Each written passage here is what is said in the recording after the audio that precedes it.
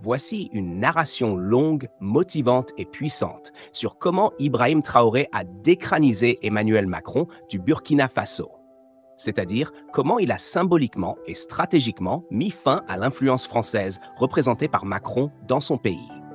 Le ton est énergique, narratif et engageant, comme pour une vidéo virale de motivation ou de conscientisation panafricaine. Comment Ibrahim Traoré a décranisé Macron du Burkina Faso? Le récit d'une rupture historique. Il arrive un moment dans l'histoire d'un peuple où le silence devient une trahison et la soumission une forme de suicide collectif. Chapitre 1. L'Afrique sous tutelle. Pendant des décennies, les peuples africains ont vécu sous une ombre venue de loin, mais toujours là. Ce n'était pas simplement une présence militaire, ce n'était pas seulement une affaire d'accord ou d'ambassade.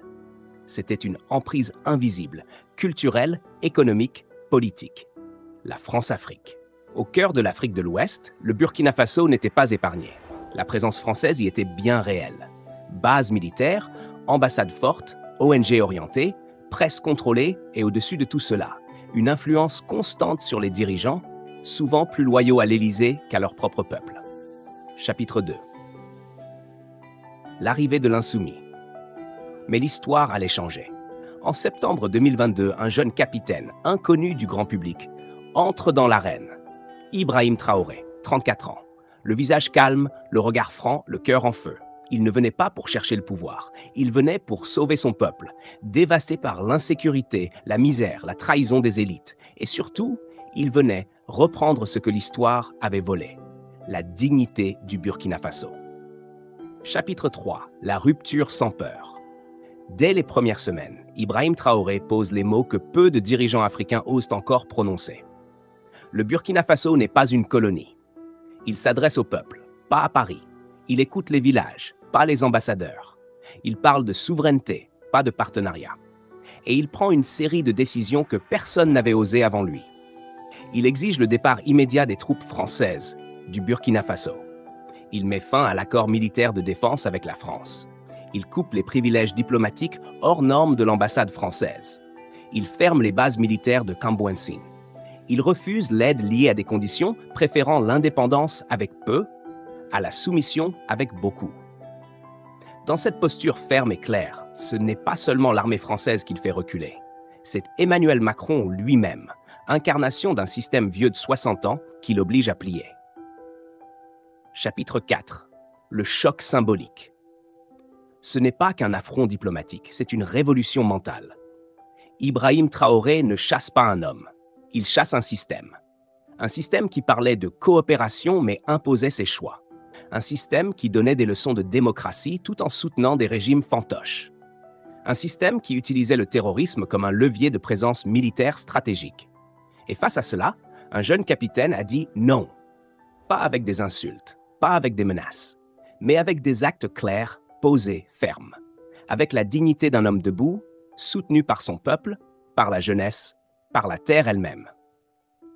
Chapitre 5. L'Afrique regarde et se lève.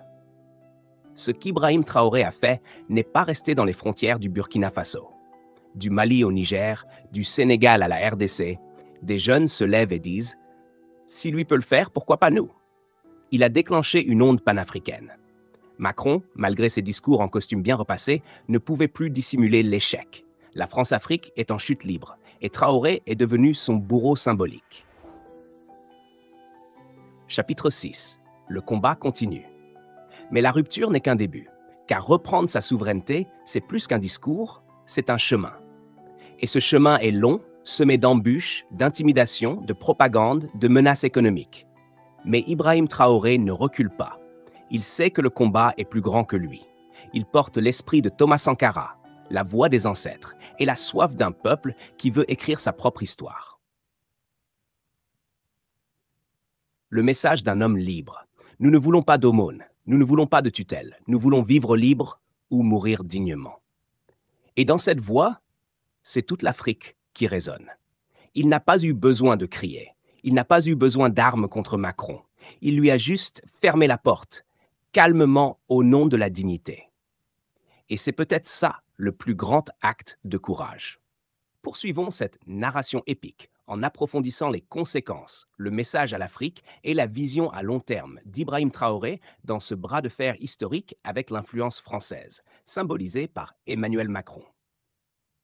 Suite la décranisation de Macron, l'Afrique face à son destin. Chapitre 7. Le silence embarrassé de Paris. Après le retrait forcé des troupes françaises du Burkina Faso, un silence glacé s'installe à l'Élysée. Plus de visites, plus de déclarations fières sur la coopération renforcée. Macron est humilié sans être insulté, rejeté sans être attaqué, évacué sans effusion. Il croyait avoir encore la main, mais le peuple avait changé de joueur. Ibrahim Traoré avait renversé l'échiquier. Il ne jouait pas pour gagner la partie. Il jouait pour changer les règles. La France officielle ne comprend pas ce nouveau type de leader. Un homme jeune, sans compte à rendre, sans villa à Paris, sans compte en banque cachée, un homme qui ne triche pas avec sa mission. Alors Macron baisse le ton. Et dans les couloirs du Quai d'Orsay, une phrase commence à circuler à voix basse. On a perdu le Burkina. Chapitre 8. Le peuple devient acteur.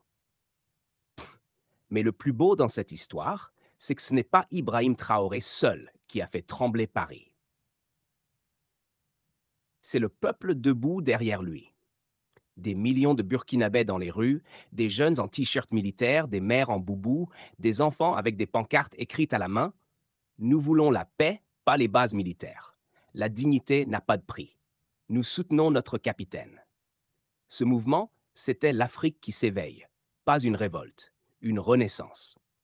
Traoré, contrairement à beaucoup, n'a pas utilisé son peuple pour prendre le pouvoir. Il s'est mis au service du peuple pour lui redonner le pouvoir. Et ce peuple lui a rendu quelque chose d'encore plus fort que le pouvoir, la légitimité. Chapitre 9. Vers un nouvel ordre panafricain. Après le Burkina, le Mali avait déjà montré la voie. Puis ce fut le Niger qui lui aussi dit non à l'ingérence et oui à la souveraineté. Et bientôt, l'idée devient contagieuse. Repenser les partenariats, refuser les bases militaires étrangères, nationaliser les ressources stratégiques, valoriser l'éducation, la culture, l'agriculture locale, s'unir entre États africains sans passer par Paris ou Washington. Ibrahim Traoré ne propose pas juste une politique, il propose une vision, celle d'une Afrique qui se respecte, qui ne se vend plus aux plus offrants. Il remet la foi dans le fait que le changement peut venir de nous. Chapitre 10. Les épreuves de la liberté. Mais cette voie a un prix. Très vite, les sanctions tombent. L'isolement international commence. Les menaces diplomatiques, les pressions monétaires, les manipulations médiatiques, on traite Traoré de dictateur, de militaire radical, on invente des divisions internes. Mais il reste debout, car il savait que la liberté ne se mendie pas, elle se conquiert. Et surtout, il a brisé le mythe du chef africain qui cède sous pression. Il montre qu'il est possible de rester digne, même seul, que la souveraineté, ce n'est pas une question de discours, c'est une posture de tous les jours. Chapitre 11. Le message aux générations futures. Je ne suis pas venu faire carrière, je suis venu faire ce qu'il faut.